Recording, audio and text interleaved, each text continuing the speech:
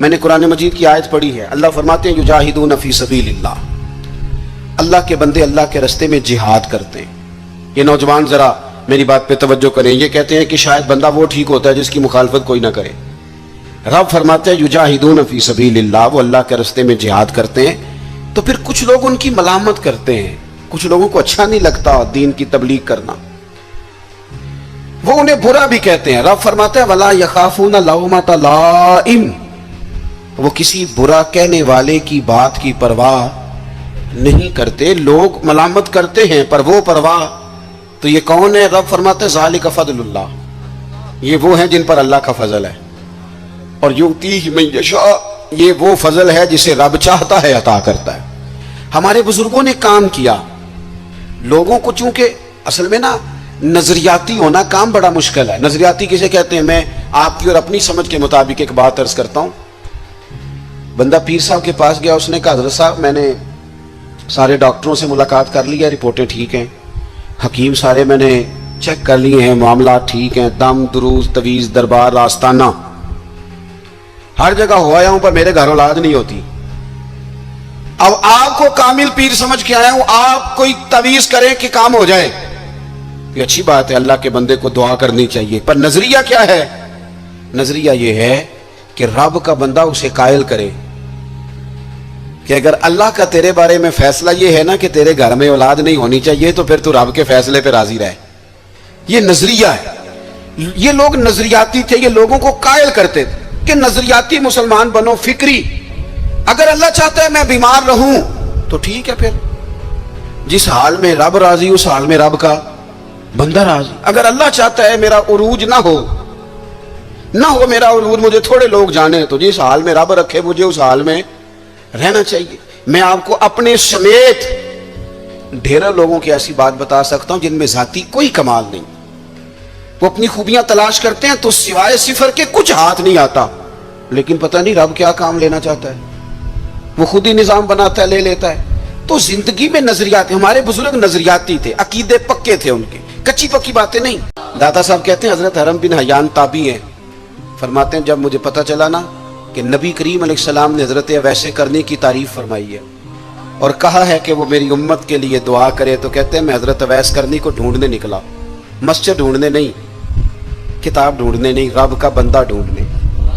میں تیری تلاش میں پھرا جنگل پہاڑ اور دشت میں، کہتے ہیں میں مکے مدینے جہاں جہاں مجھے خبر ملتی میں گیا، جہاں جاتا لوگ کہتے یار وہ تو بڑا دیوانہ آدمی ہے۔ یہ داتا صاحب نے لفظ لکھے ہیں۔ داتا صاحب کہتے ہیں حضرت ویس کرنی کا حال یہ تھا کہ جب لوگ ہنستے تھے تو وہ روتے تھے، اور جب لوگ روتے تھے تو وہ ہنستے تھے۔ اسی کسے دیکھو جی نہیں جلا دے تے نہ کوئی ساڈا دردی، کوئی ضروری ہے کہ جس طرح دنیا چلائے ویسے چلنا ہے؟ آپ کا کوئی نظریہ ہو، آپ اپنے نظریے میں مست ہو کے زندگی گزاریں۔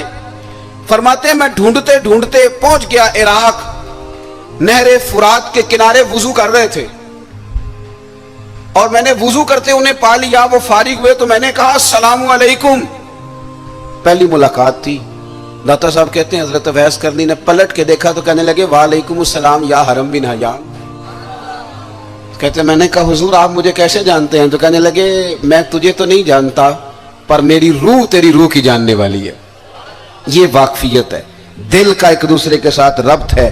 فرماتے ہیں میں ان سے ملا، میں نے ان سے کہا کوئی نصیحت کر دیں، تو کہنے لگے پہلی نصیحت تو یہ ہے کہ آج کے بعد مجھے ملنے نہ آنا، اور دوسری نصیحت یہ ہے کہ جو رب نے تجھے دیا ہے نا اس پہ راضی ہو جا، ادھر ادھر جائے گا تو تو ناشکرا ہو جائے گا، جو اللہ نے دیا اس پہ راضی ہو جا، اللہ تجھے عزت والی زندگی عطا کر دے۔ اللہ کے بندوں سے فقط اللہ کی رضا کی، رب کی رضا کے لیے پیار کریں۔ دوسری بات، ہمارے یہ جو صوفیات تھے نا، اولیات تھے، یہ نظریاتی لوگ تھے، فکری لوگ تھے۔ جو فکری آدمی ہوتا ہے نا، نظریاتی بندہ، وہ زمانے کے مطابق نہیں چلتا، نظریے کے مطابق چلتا ہے۔ داتا علی اجویری کہتے ہیں کہ ایک نا ملنگ بازار میں سودا لینے آیا، اور ان دنوں آیا جب قحط پڑا ہوا تھا، مہنگائی بڑے عروج پہ ہو جائے تو سارے لوگ نہیں پریشان ہو جاتے، قحط پڑ گیا۔ چلیں مہنگائی والی مثال شاید زیادہ ٹھیک نہ ہو، چونکہ امیر لوگوں کو مہنگائی پریشان نہیں کرتی، یہ نہیں دیتے، کوئی اور مثال دیتے ہیں۔ جس طرح لاک ڈاؤن میں نہیں لوگ پریشان ہوتے، اب میرا خیال ہے سمجھ آ گیا مسئلہ آپ کو آسانی سے۔ یہ مثال دے رہا ہوں میں، تلک الامثال نضربها للناس۔ दाता साहब कहते कहत था, बारिश नहीं हो रही थी, जानवर भूखों मर रहे थे, हर बंदा परेशान था।